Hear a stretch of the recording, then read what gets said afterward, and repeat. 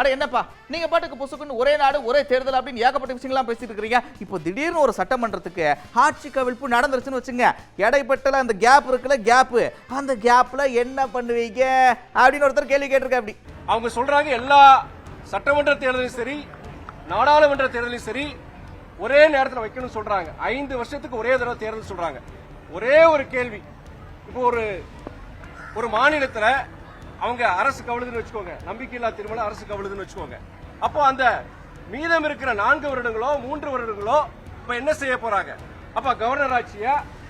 இதுதான் நம்முடைய எதிர்க்கட்சிகள், நம்முடைய பாஜக எதிர்க்கின்ற அனைத்து இயக்கங்கள் நாங்க இந்த கேள்வியை கேட்கிறோம். நாங்க அது ஜனநாயகத்துக்கு எதிரானது.